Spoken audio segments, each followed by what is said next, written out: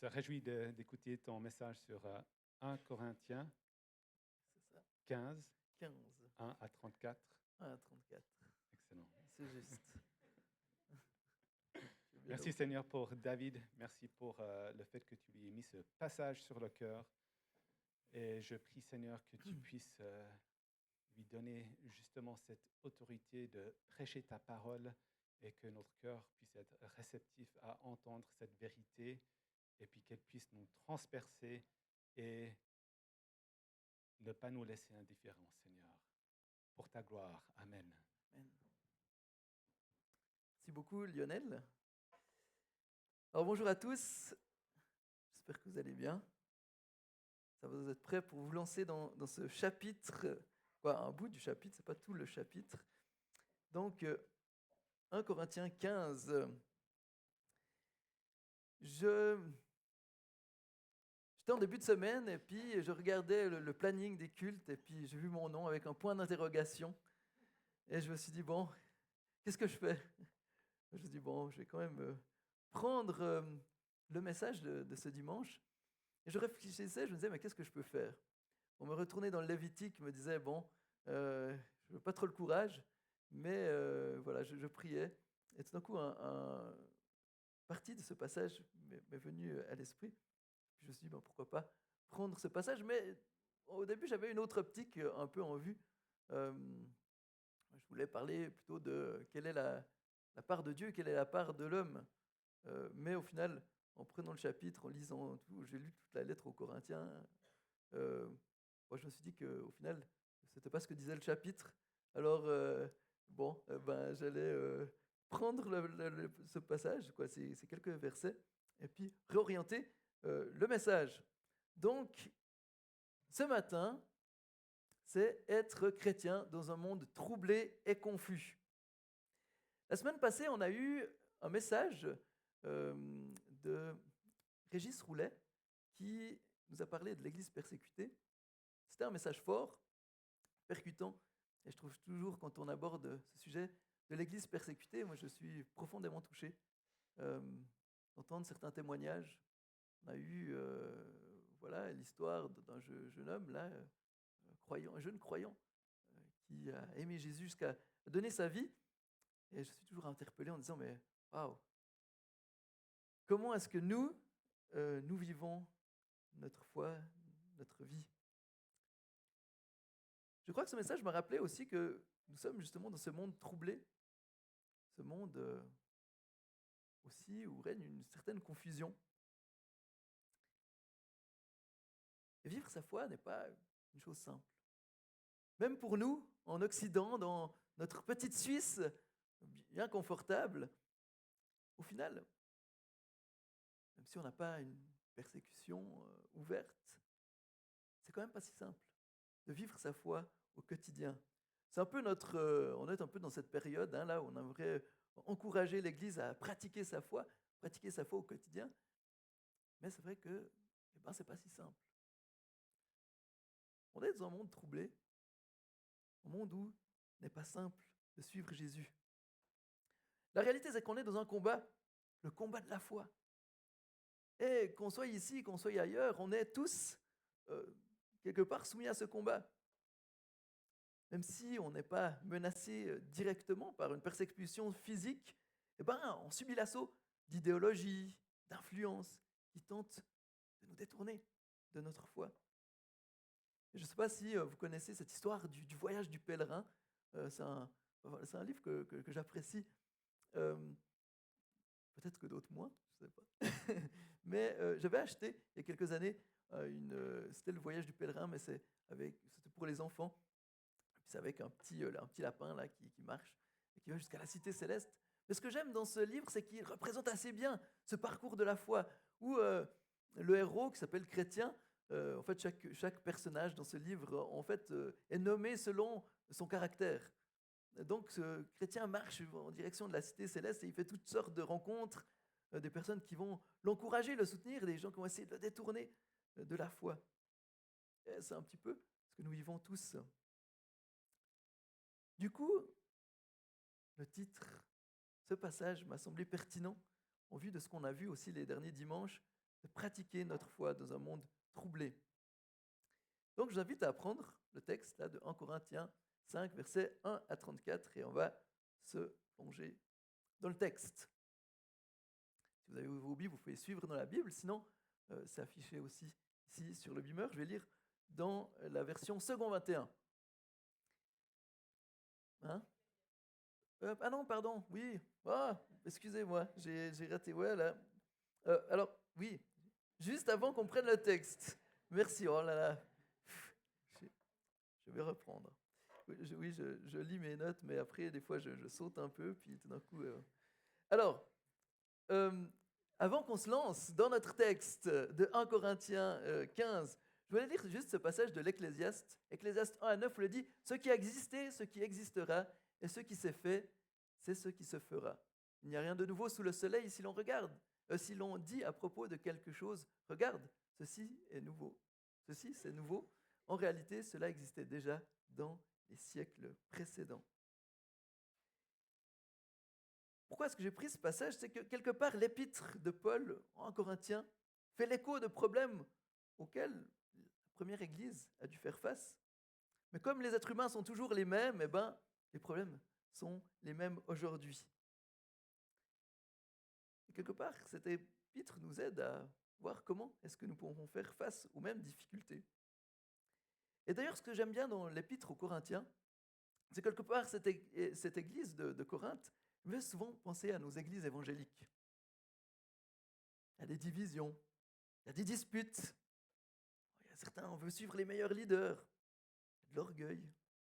Certains se croient mieux que les autres. Ils se disputent sur les dons spirituels. Il y a des fausses doctrines, l'immoralité, etc. Bref, tout un cocktail. Un peu comme une église évangélique standard, ou bien? Non? Bon, je suis peut-être un peu méchant en disant ça. On est quand même dans cette réalité-là.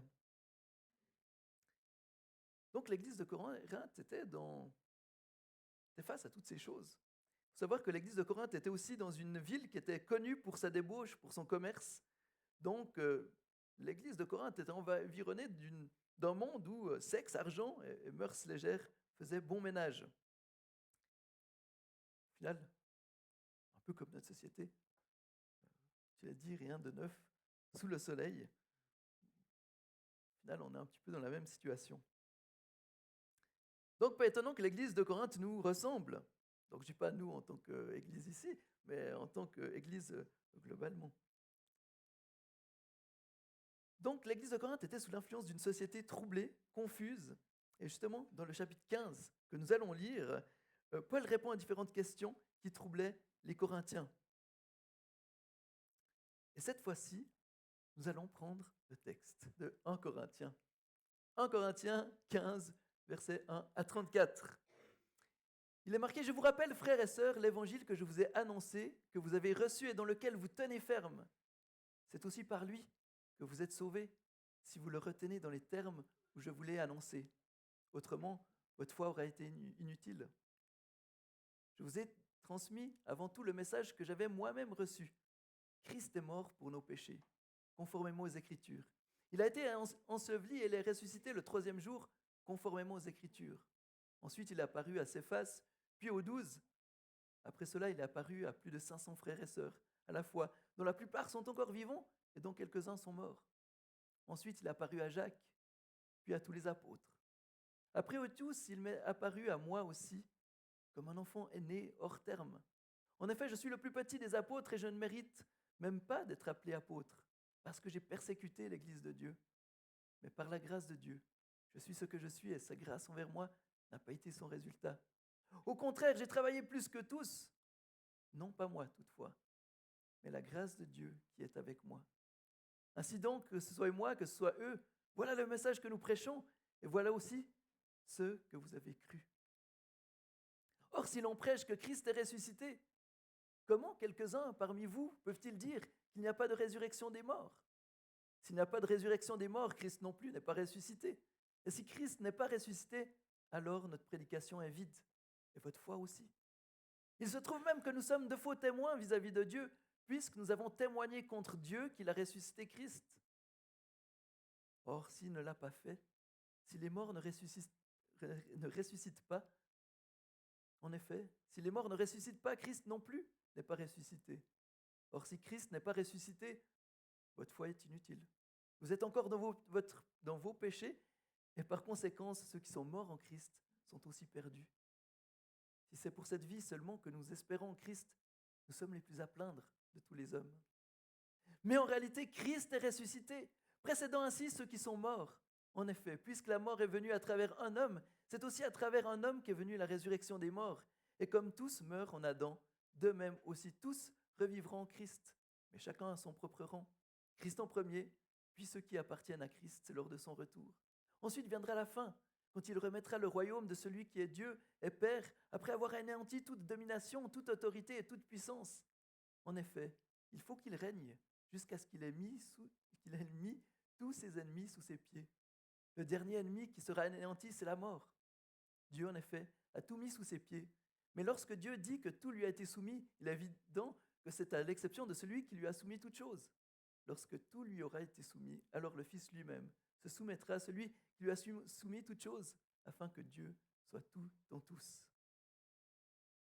S'il en était autrement, que feraient ceux qui se font baptiser pour les morts? Si les morts ne ressuscitent en aucun cas, pourquoi se font-ils baptiser pour eux? Et nous, pourquoi affrontons-nous à toute heure le danger? Chaque jour, je risque la mort. Aussi vrai, frères et sœurs, que vous faites ma fierté en Jésus-Christ, notre Seigneur, si c'est dans une perspective purement humaine que j'ai combattu les bêtes à Éphèse, quel avantage m'en revient-il? Si les morts ne ressuscitent pas, alors mangeons et buvons, puis demain nous mourrons. Ne vous y trompez pas, les mauvaises compagnies corrompent les bonnes mœurs. Revenez à votre bon sens, comme il convient, et ne péchez pas, car certains d'entre vous ne connaissent pas Dieu. Je le dis à votre honte. Voilà, jusqu'ici, la parole de Dieu. Bon, passage fort, avec beaucoup de choses. Et je n'aurai pas la prétention ce matin d'aborder tout ce que ce chapitre aborde, parce que voilà, il y a des choses aussi, baptême pour les morts, là, il y aurait des grandes discussions à avoir. On va passer un petit peu vite là-dessus, on pourra en discuter plus tard, si vous le souhaitez. Mais dans ce passage, Paul, en fait, répond à certains problèmes que l'Église de Corinthe rencontrait. Et il semble qu'il y avait des personnes, en fait, qui contestaient la résurrection. Cette croyance semblait causer du trouble et amener de la confusion dans l'Église d'Éphèse, de Corinthe. Mais plus important encore, cette pensée portait directement préjudice au message central de la foi, l'évangile de Jésus-Christ.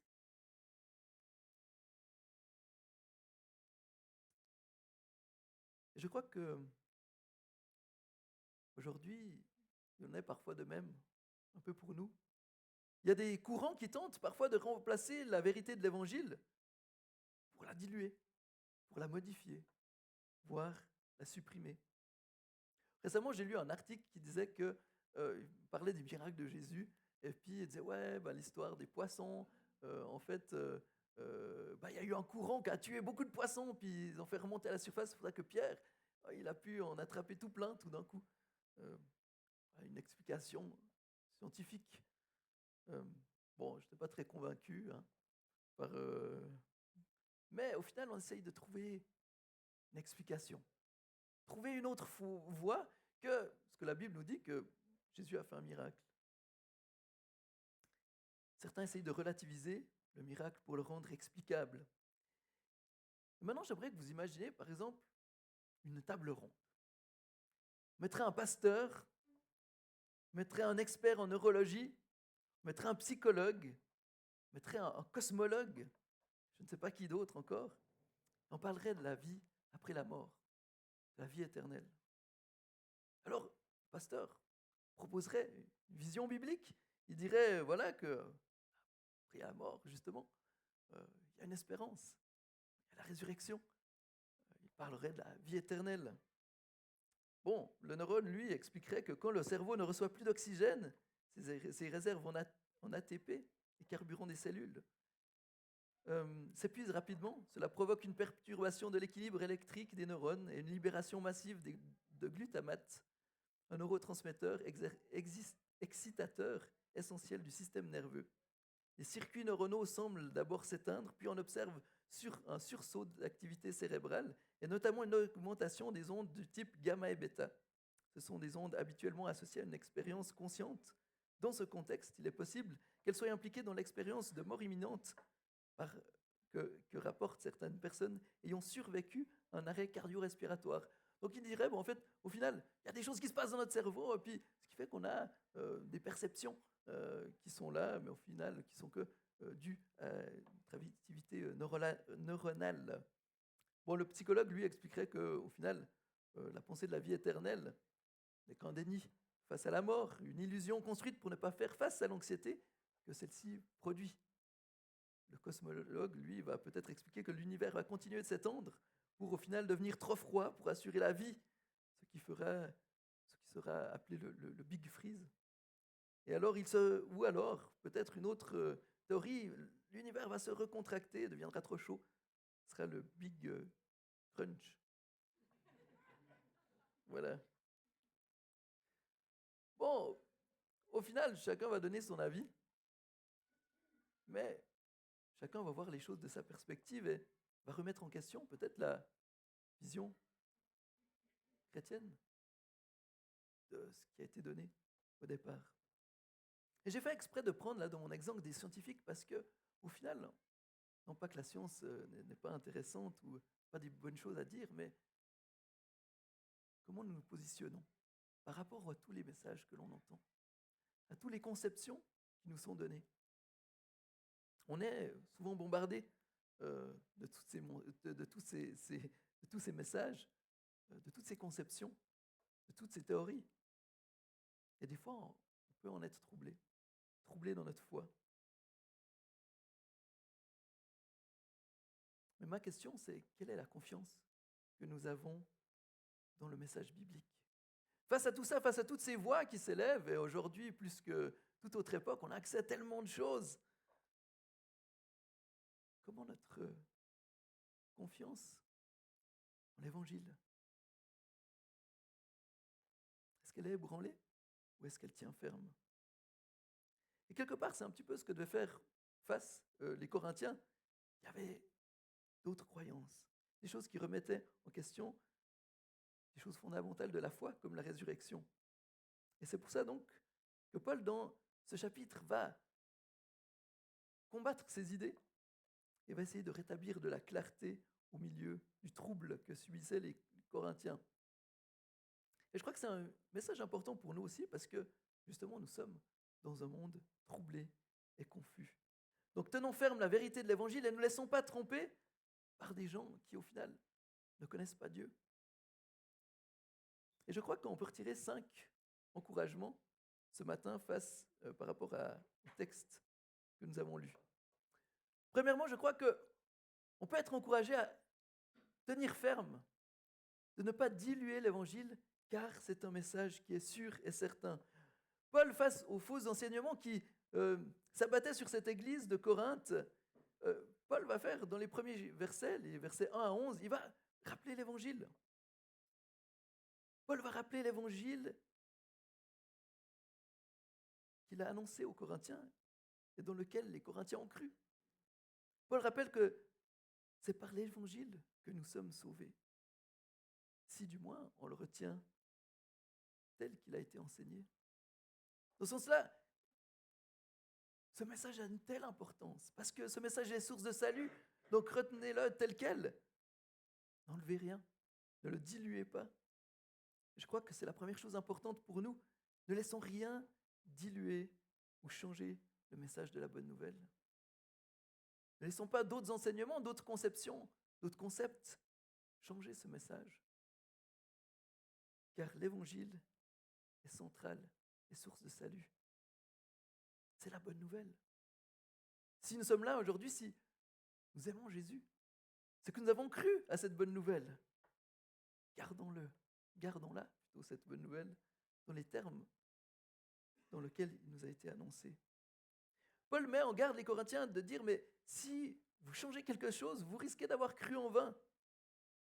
Quelque part, c'est un petit peu comme un remède. Si on prend un remède, je ne sais pas, voilà, on a trouvé un antipoison, euh, mais au final, on se dit, bon, peut-être on pourrait changer un peu la composition, là, ça marche aussi. Bon, on risque de perdre l'efficacité de ce produit. C'est la même chose pour l'évangile. Si l'on change son contenu, si on enlève des choses ou on dilue d'autres choses, l'évangile risque de ne plus être l'évangile. Diluer, changer le message de l'évangile, c'est offrir au monde rien d'autre qu'un faux remède, qu'une tromperie. Et je crois que ça doit nous interpeller. On est défiés en tant que chrétiens de tenir ferme cet enseignement qui nous a été donné. Gardons ce message et veillons à ne pas le modifier. Paul va rappeler deux choses qui sont importantes aussi par rapport à ce message, parce qu'au final, c'est vrai que quand on entend d'autres enseignements, on se remet en question, on se dit, bon, peut-être quelle est la vérité? Au final, qu'est-ce qui est vrai? Est-ce que le message que j'ai entendu? Ou est-ce qu'au final, c'est ces experts qui ont raison? Et Paul va souligner deux choses qui sont importantes. Versets 3 et 4, il va dire, « Je vous ai transmis avant tout le message que j'avais moi-même reçu.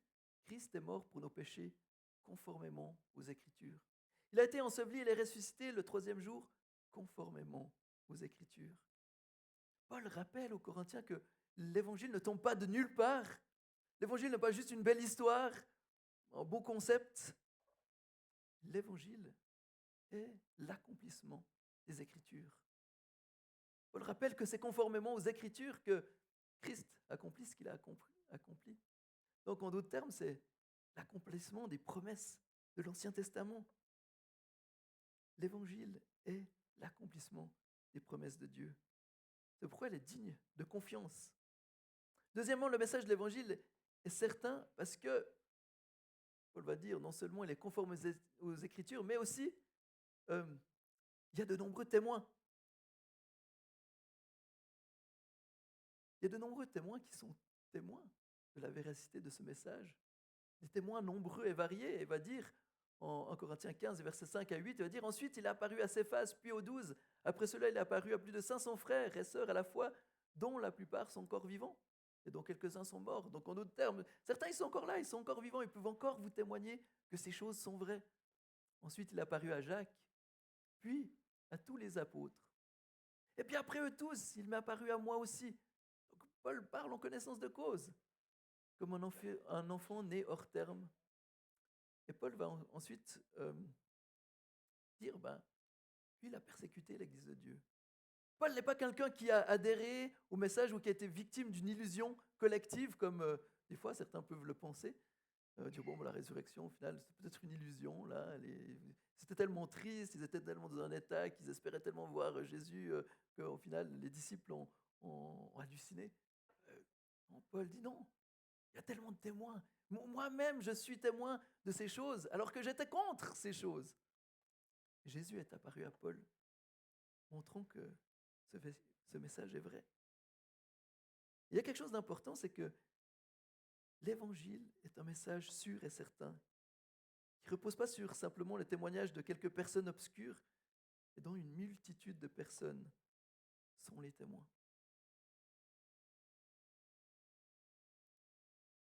Et je crois que ça doit nous encourager aussi, nous aussi, par rapport à tous ces messages, à toutes ces choses qui peuvent nous faire douter de la véracité de l'Évangile. Nous avons un message qui est ancré dans une vérité, qui est l'accomplissement des promesses de Dieu et qui est attesté par de nombreux témoins, des témoins fiables. Donc tenons ferme à ce message et ne nous laissons pas troubler. Je crois que c'est un défi pour l'Église aujourd'hui, comme ça a été le cas aussi pour l'Église de Corinthe. Gardez ce message vivant, de garder cette foi dans l'Évangile, une foi certaine. dans la véracité de ce message. Donc, ne nous laissons pas troubler, ne nous laissons pas détourner de ce message. Et j'aimerais vous interpeller ce matin, où en êtes-vous par rapport à votre conviction? Où en êtes-vous par rapport à votre confiance dans ce message? Peut-être que certains artistes, certaines émissions qui véhiculent des messages contraires sont peut-être troublés. Si c'est le cas, eh ben, tournez-vous vers des choses qui pourront vous édifier, qui pourront vous encourager, qui pourront renforcer votre compréhension de l'Évangile. Peut-être que c'est justement ton travail ou tes études qui mettent à mal ta foi. Eh ben, peut-être entoure-toi de chrétiens, d'autres frères et sœurs qui pourront t'encourager et auprès desquels, avec qui vous pourrez vous soutenir mutuellement et être une lumière dans l'environnement où vous êtes. C'est difficile pour les étudiants et des fois je me dis, ah ben, il y a des jeunes, des fois ils arrivent à l'université comme ça, face à des professeurs qui, bon, ils ont déjà des années d'études et puis tout d'un coup on leur balance certaines choses qui semblent être des réalités immuables. Et des fois, comment faire avec la foi? Comment faire avec, au final, ce à quoi on a cru? Souvent, on peut être troublé. Et si c'est votre cas, rappelez-vous, ce message est sûr et certain. Deuxièmement, comment tenir ferme dans un monde troublé? Eh bien, tenons ferme sans nous laisser avoir par un message confus, sans espérance. Le message que certains semblaient propager dans l'église de Corinthe, justement, comme je l'ai dit, ramenait en question la résurrection. Bon, on pourrait se dire, bon, c'est pas si grave que ça, peut-être, au final, chacun peut penser ce qu'il veut. L'important, c'est peut-être simplement de mettre l'accent sur le message d'amour, de sacrifice. Mais pour Paul, ça a toute son importance. Des fois, on peut avoir un peu la même pensée, dire, bon, au final, c'est pas si grave, même si on n'est pas d'accord sur tout, au final, on parle de l'amour de Dieu. C'est pas ça le plus important. Et comme le dit un commentaire que j'ai lu, pourquoi les chrétiens qui comprennent vraiment leur foi affirment-ils dogmatiquement que le christianisme ne peut être mis dans le même sac que n'importe quelle autre religion? Pourquoi celui qui comprend vraiment le christianisme affirme-t-il dogmatiquement que le christianisme n'est même pas une religion? Ce qui rend notre foi si différente et si distincte, ce n'est pas seulement l'enseignement de Jésus ou la vie de Jésus ou même la mort de Jésus. Ce qui rend le christianisme si différent peut être retracé en un simple moment dans le temps, peut-être même moins qu'un moment. Il peut s'agir d'une période qui ne peut être mesurée, car ce qui s'est passé dans ce laps de temps infiniment petit est quelque chose qui ne s'est jamais produit auparavant dans l'histoire et qui ne s'est jamais produite depuis. Un homme a été définitivement et éternellement ressuscité d'entre les morts, ayant reçu un corps qui ne pouvait jamais mourir. À cet instant, Jésus-Christ a été ressuscité d'entre les morts dans un corps céleste, incorruptible, immortel et éternel. C'est sur ce roc que repose le fondement du christianisme. La résurrection, elle est donc fondamentale. Ce n'est pas juste une question comme ça, un détail. Ça a une importance fondamentale. Et je crois qu'il y a des fois des risques de nous-mêmes, au final, relativiser certaines parties du message, et puis dire, bon, au final, c'est pas si grave, on peut changer. Mais Paul montre directement dans ce passage quelles sont les implications d'une telle pensée. Il dit, s'il n'y a pas de résurrection des morts, Christ non plus n'est pas ressuscité. Et si Christ n'est pas ressuscité, alors notre prédication est vide, et votre foi aussi. Paul est clair. Ok. Si on prend cette perspective-là, alors c'est inutile. Il va même dire, il se trouve même que nous sommes de faux témoins vis-à-vis de Dieu, puisque nous avons témoigné contre Dieu qu'il a ressuscité Christ. Si cela est faux, nous sommes des imposteurs. Donc loin d'être un détail, ça a un impact décisif sur notre manière de vivre notre foi. Paul montre qu'un tel enseignement détruit toute l'espérance chrétienne. Il montre que si Christ n'est pas ressuscité, nous sommes alors simplement des menteurs. Il y a quelque chose d'important, c'est que l'évangile n'est pas juste un message sympa que l'on peut modeler à sa guise.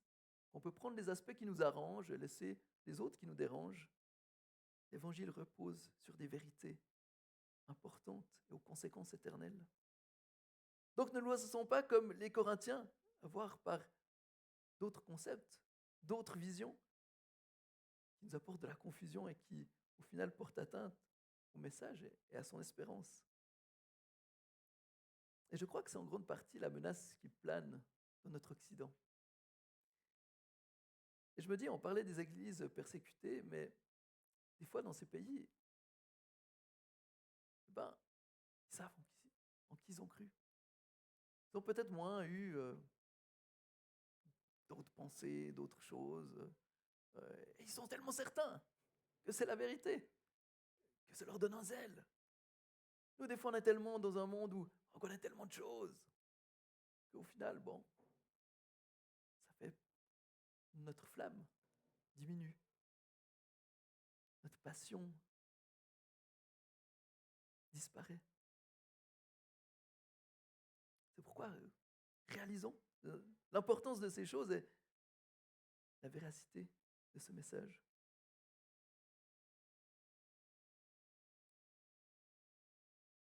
Je lisais récemment, justement, dans un article sur, justement, en préparant ce message, j'ai cherché sur un site qui s'appelle Regard protestant. Et puis, on pouvait y lire une résurrection ouverte aux interprétations. Ils disaient dans ce texte, si les protestants croient unanimement à la résurrection du Christ, il existe un débat sur la nature de celle-ci. Pour les évangéliques, la résurrection du Christ est une réalité qui s'est traduite par la résurrection physique de Jésus. Cet événement transcendant confirme et renforce la portée des enseignements de Jésus pour l'humanité. Les voix s'élèvent toutefois au sein de l'Église réformée pour donner une portée plus symbolique au message que le crucifié est vivant. Certains théologiens préfèrent se référer aux déclarations des disciples de Jésus transcrites dans les évangiles et soulignent notamment que les écrits n'évoquent pas une réanimation physique, mais il est apparu vivant et s'est fait voir. Ils préfèrent donc s'en tenir à la valeur symbolique de la résurrection du Christ et à l'espoir chrétien d'une résurrection générale pour toute la création. Rien de neuf sous le soleil. Le même message. Bon, on peut se dire, nous, on est évangéliques, rien à voir.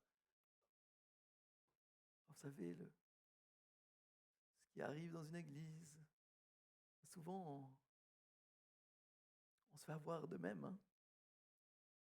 Heureusement qu'on tient encore ferme à ces vérités, mais je vois de plus en plus que des choses qui nous semblaient impossibles avant pour nous, évangéliques, des croyances qui nous semblaient complètement inconcevables, sont maintenant courants dans l'Église.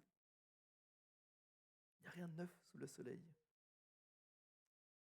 Chers amis, ces pensées ne peuvent pas cohabiter avec l'Évangile. Et c'est important. Vous savez, récemment, je lisais, dans mon travail, je lis aussi des ouvrages justement de psychologie. Et puis, je lisais un article justement sur dans le cerveau, comme ça. Et ça m'a frappé parce que, à un moment donné, justement, je me suis mis à réfléchir. Alors, non pas que ce n'est pas une bonne chose de réfléchir, on doit avoir une foi réfléchie, mais tout d'un coup, au final, j'ai eu cette pensée, si tout d'un coup ils avaient raison. Justement, j'ai pensé comme Paul, je serais juste en train de dire des mensonges en affirmant la vérité de l'Évangile, et au final, c'est qu'une illusion. Et bon, en général, justement, les choses passent assez vite, mais ça m'a turlupiné un petit moment. Tout d'un coup, j'ai réalisé que, justement, j'avais lu beaucoup de ces ouvrages-là et j'avais besoin de revenir à certaines choses un peu plus édifiantes. Non pas que ce n'était pas édifiant, mais des choses qui m'amenaient plus, justement, à plonger mes racines dans cette confiance en Jésus.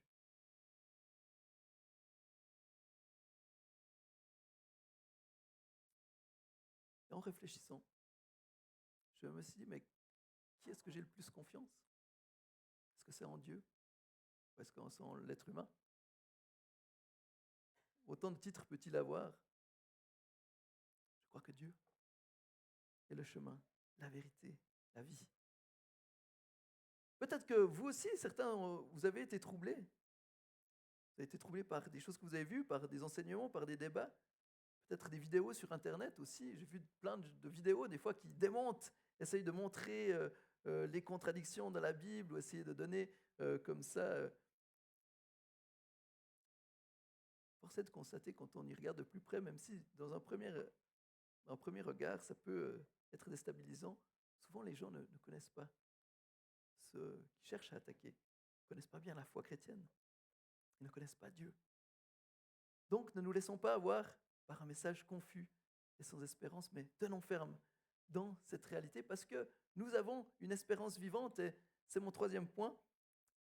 Comment tenir ferme dans un monde troublé et confus? Tenons ferme car nous avons en réalité une espérance vivante. Paul, après avoir dit les conséquences, au final, si Christ n'était pas ressuscité, nous dit au verset 20, mais en réalité, Christ est ressuscité, précédant ainsi ceux qui sont morts. En réalité, Christ est ressuscité. Christ a triomphé sur le péché, sur la mort.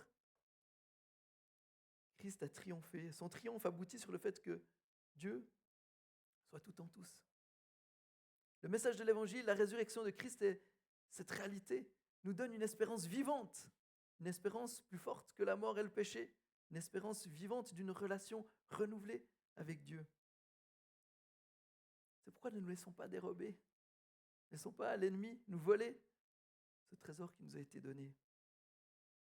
Ne laissons pas voler ce message par des faux raisonnements, aussi sophistiqués qu'ils peuvent être. Gardons vivant. Gardons notre confiance dans ce message. Mais quand on y réfléchit, on est déjà influencé. Qui de vous se soucie plus de l'éternité que de la réalité présente? Souvent, quand on réfléchit à notre vie, on a ces mots qui reviennent dans nos têtes. Pense à toi, vis ta vie, profite à fond, réalise tes rêves. Souvent, c'est ce qui nous préoccupe.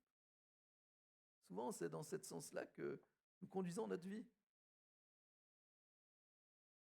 Chers amis, rappelons-nous cette espérance vivante. Cette espérance vivante et puissante.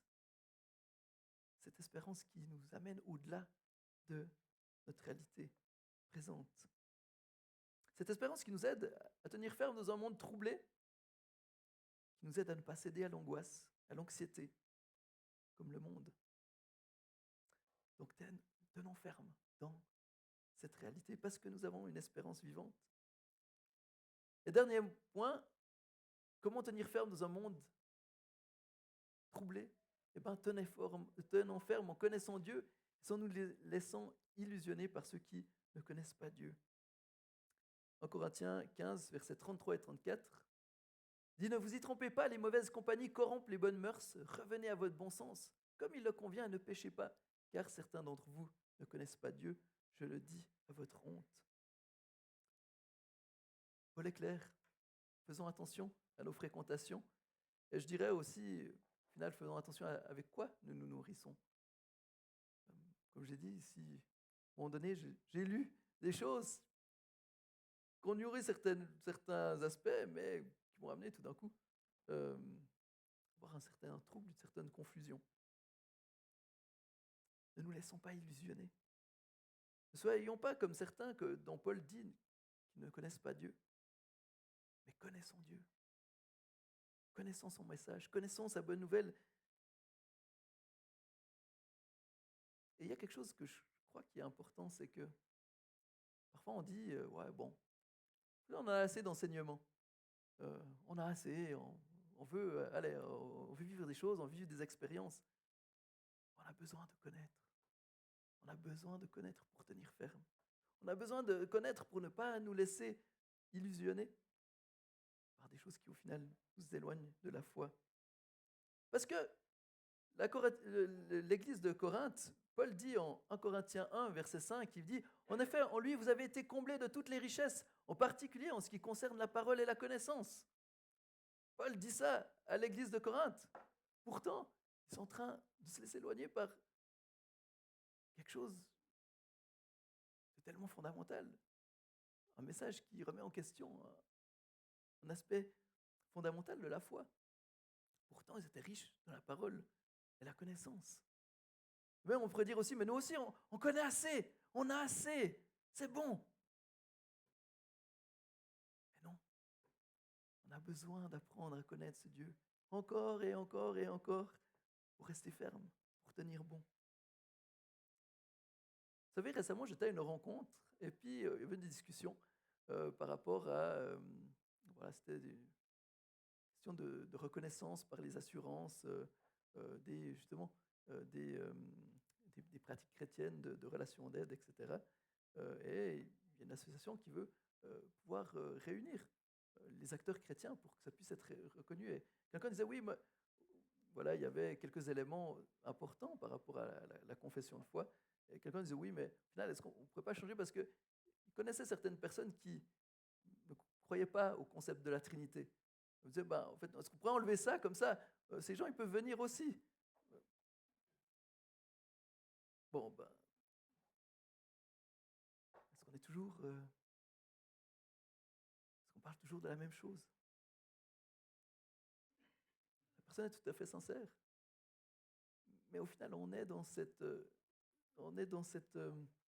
influence-là. Le relativisme, au final, c'est ça, c'est chacun sa pensée, chacun, au final, sa foi, chacun définit les choses comme il veut, puis on ne veut pas se bagarrer pour ça. Donc, au final, chacun croit comme il veut. Ah non.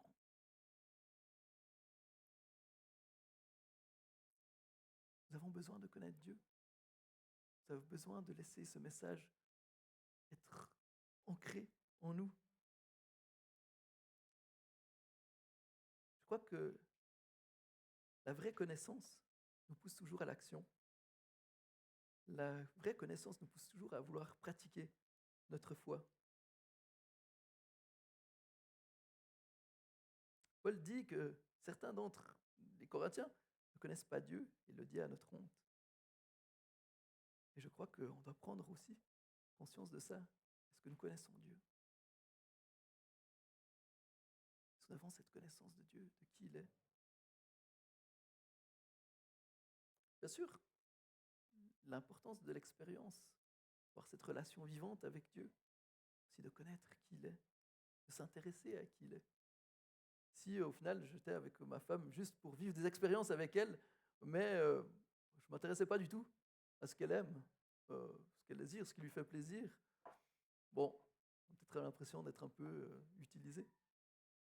Des fois, nous sommes un peu pareils avec Dieu, nous voulons vivre une expérience, nous voulons expérimenter quelque chose, mais on n'a pas trop envie de passer du temps à savoir au final plus par rapport à lui. Vous savez, il y a beaucoup de théologiens, de personnes qui ont des doctorats, des écrits, au final, de personnes qui ne connaissent pas qui est Dieu. Donc, chers amis, ne soyons pas impressionnés par les discours, aussi construits soient-ils, aussi, peu importe la personne qui le dise, ayons confiance en ce message que Dieu nous donne à travers sa parole. Luc 10, 21, Jésus dit, à ce moment même, Jésus fut rempli de joie par le Saint-Esprit. Il dit, je te suis reconnaissant, Père, Seigneur du ciel et de la terre, de ce que tu as caché ces choses aux sages et aux intelligents, et les as révélées aux enfants. Oui, Père, je te suis reconnaissant, car c'est ce que tu as voulu. Et dans notre même épître aux Corinthiens, en Corinthiens 3, 19, il dit, car la sagesse de ce monde est une folie devant Dieu. En effet, il est écrit, il prend les sages à leur propre ruse. Et je crois qu'il y a quelque chose de nouveau pour nous dans notre monde si intelligent. Ne laissons pas notre intelligence, notre sagesse ou notre science nous éloigner de la vérité de l'Évangile, la vérité du Dieu vivant.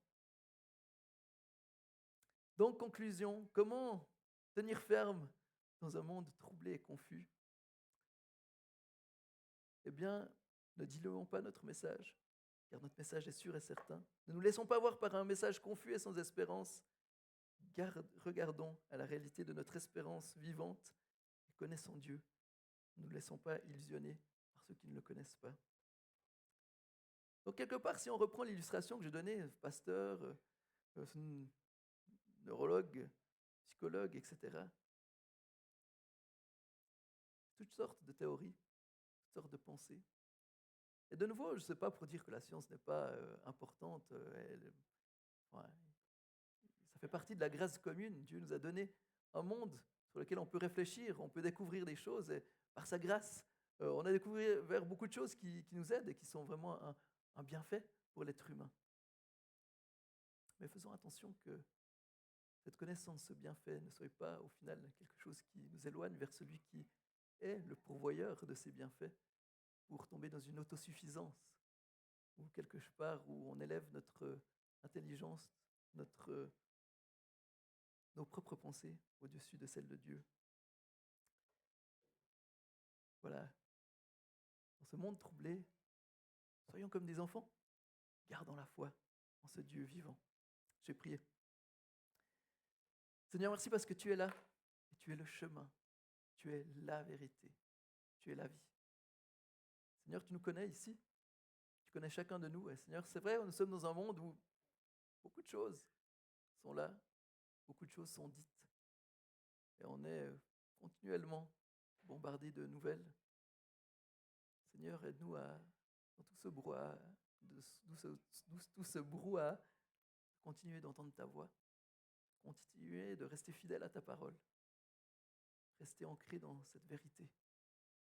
Seigneur, d'être sûr et certain, et Seigneur, donne-nous de ne pas laisser notre feu pour toi s'éteindre par rapport à des discours justement qui, au final, nous font douter, mais donne-nous d'avoir un feu pour toi, un feu qui brûle avec intensité, pour être ces lumières dans ce monde, pouvoir être témoin de cette vérité, de la bonne nouvelle de l'Évangile, que Jésus est mort pour nos péchés, que Jésus est ressuscité pour nous donner cette espérance vivante.